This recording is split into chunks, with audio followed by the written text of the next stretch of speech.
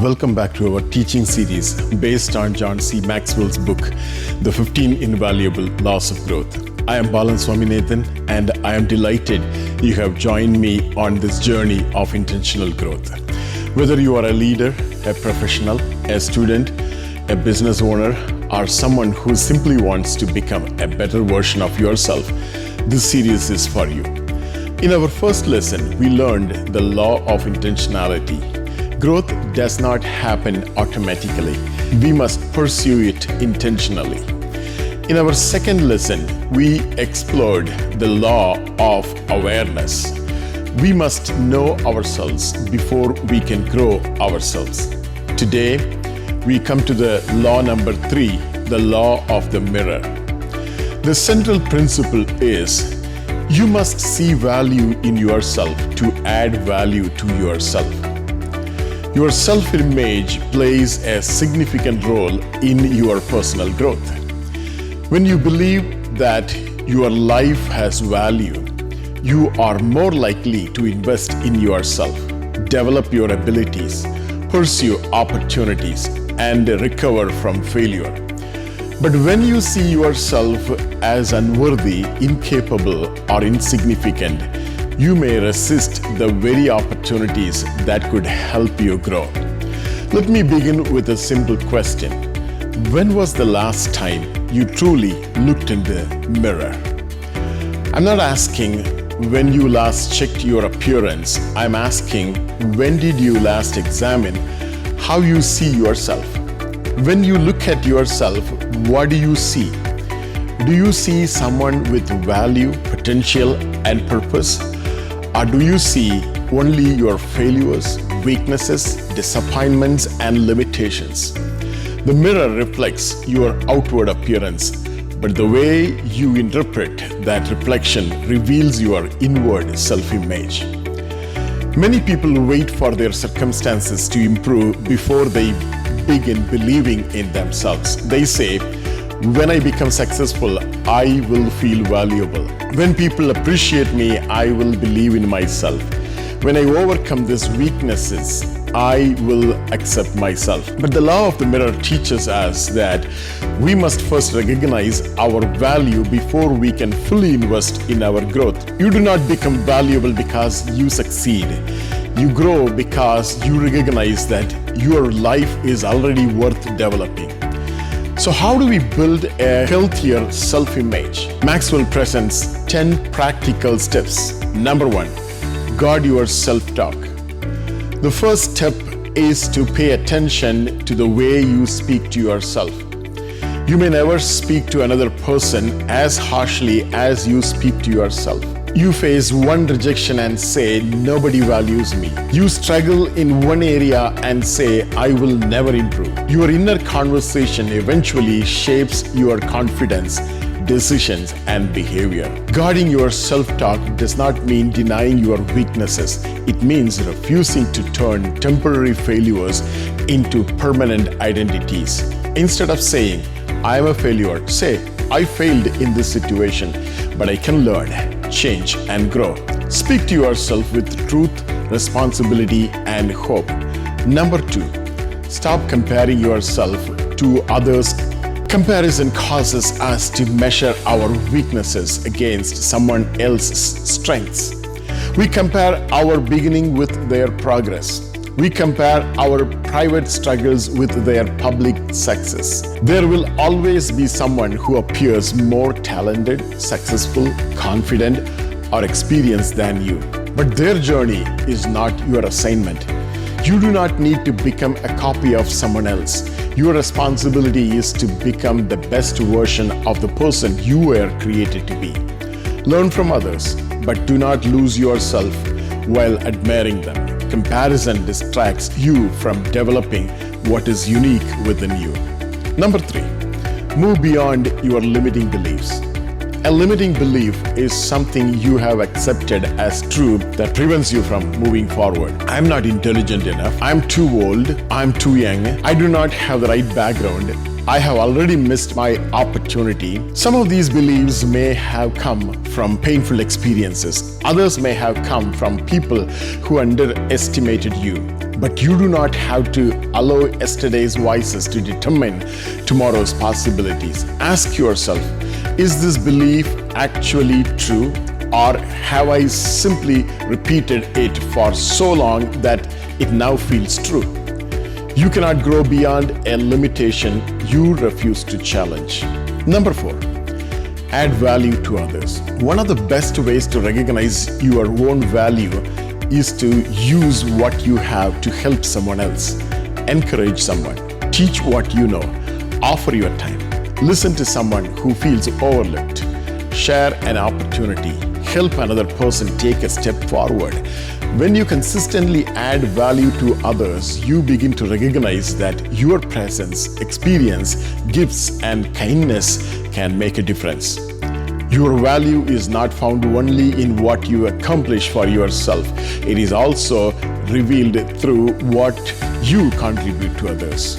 When you help someone else rise, you begin to see that your own life carries influence. Number 5, do the right thing, even when it is hard.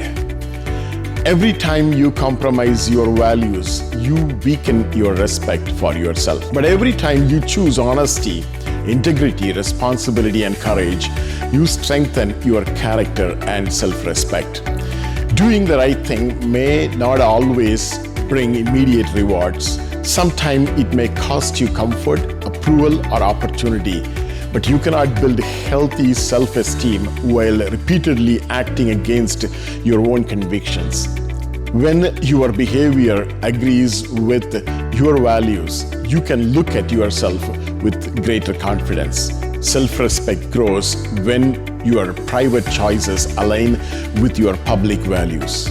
Number 6, practice a small discipline daily. You do not build confidence merely by thinking positively. You also build it by keeping promises to yourself. Choose one area of your life and practice a small discipline every day. Read for 10 minutes, walk for 20 minutes, write one page, learn 5 new words, make one important phone call, save a small amount, spend a few minutes planning for tomorrow. The action may appear small, but every completed discipline sends a message to your mind. I can trust myself to follow through. Big growth is often the result of small disciplines repeated consistently. Number 7, celebrate small victories. Many people quickly criticize themselves for mistakes but rarely acknowledge their progress.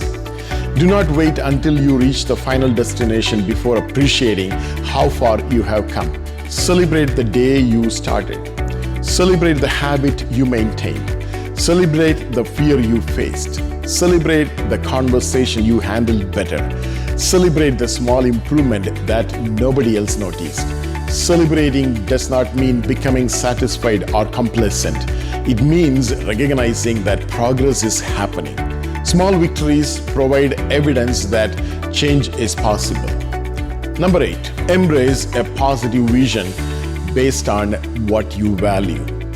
You need a picture of the person you are becoming, not a fantasy based on impressing others, but a meaningful vision based on your values. Ask yourself, what kind of person do I want to become? What qualities do I want to develop?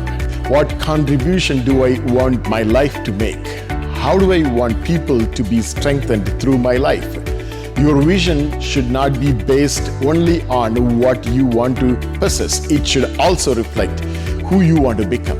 When your future vision is connected to your deepest values, growth becomes meaningful rather than merely impressive. Number 9, practice the one-word strategy. Choose one positive word that represents the quality you most need to develop during this season. Your word might be courage, discipline, consistency, focus, patience, confidence, faithfulness. Keep that word where you can see it. Use it to guide your decisions and evaluate your actions. Ask yourself, what would courage do in this situation?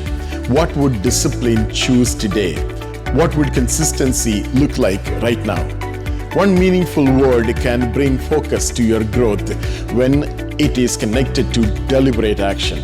Maxwell's chapter includes this one-word strategy among the practical steps for strengthening self-image. Number 10, take responsibility for your life. This may be the most important step. You may not be responsible for everything that happened to you, but you are responsible for what you do next. You cannot change your past. You cannot control everyone's opinion. You cannot force people to recognize your value, but you can choose your attitude, your habits, your relationships, your response, and your direction. As long as you blame everyone else, you give them control over your future. Taking responsibility does not mean carrying unnecessary guilt. It means reclaiming your ability to make better choices. Your life begins to change when you stop waiting for someone else to change it for you. As a closing statement, the law of the mirror reminds us, you must see value in yourself to add value to yourself. You don't need to believe that you are perfect. You don't need to pretend that you have no weaknesses. You simply need to recognize that your life is worth developing. Guard your self-talk. Stop comparing yourself. Challenge your limiting beliefs. Add value to others. Choose what is right. Practice a daily discipline. Celebrate progress. Develop a positive vision. Choose a word that directs your growth. And take responsibility for your future. Let me leave you with this question. When you look in the mirror, do you see only who you have been? Or can you also see the person you have the potential to become? Do not wait until you feel completely confident before investing in yourself. Begin where you are. Take one step today. Use what you have. Because when you begin to recognize your value, you give yourself permission to grow. Finally, I would conclude saying the way you see yourself will either limit your growth or release your potential. So learn to see yourself or your value in the person you are becoming. Thank you for joining me today. If this episode has encouraged you, please like, share, and subscribe so others can grow with us. I will see you in our next episode as we continue learning from the 15 Invaluable Laws of Growth by John C. Maxwell. Until next time, keep learning, keep growing, and keep adding value to others.